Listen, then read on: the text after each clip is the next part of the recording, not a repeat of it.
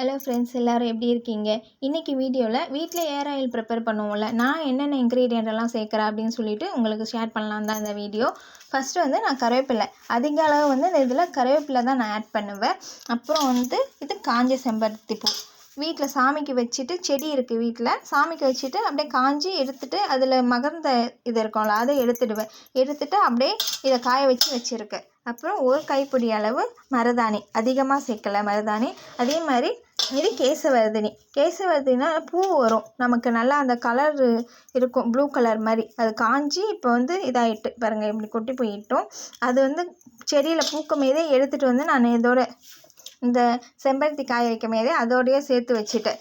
அப்புறம் இப்போ அரைக்கிறதுக்கு கொஞ்சமாக செடியிலேருந்து செம்பருத்தி இலை பறிச்சிட்டு வந்து அதுவும் இதோட சேர்த்துக்க போகிறோம். அப்புறம் பெரிய நெல்லிக்காய் வாங்கிட்டு வந்து நம்ம வீட்டில் இப்படி ஃப்ரிட்ஜிலேயே வந்துட்டு தண்ணி ஊற்றி ஒரு பிளாஸ்டிக் டப்பாலோ எதுலையோ நம்ம தண்ணி ஊற்றி வச்சுட்டா அது நல்லா ஃப்ரெஷ்ஷாகவே இருக்கும். நான் வாங்கிட்டு வந்து 1 வீக் ஆகிடுச்சு, நல்லா ஃப்ரெஷ்ஷாக இருக்குது பாருங்கள். வெளியே வச்சா அப்படியே அது வந்துட்டு மேலே சுருங்கின மாதிரி ஆகிடும், சீக்கிரமாக கெட்டு போயிடும். இதை பாருங்கள், ஒரு 10 நெல்லிக்காய் நான் எடுத்திருக்கேன். சின்ன வெங்காயம் ஒரு 20 வெங்காயம் இருக்கும், குட்டி குட்டி வெங்காயம். அப்புறம் 2 மட்டும் உங்களுக்கு கட் பண்ணி காமிச்சிருக்கேன்.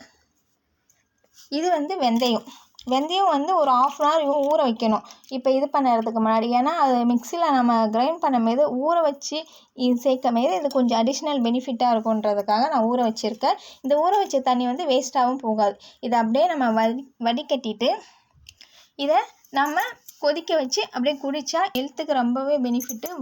வயிறு வலி இதெல்லாம் வந்து நமக்கு வராது.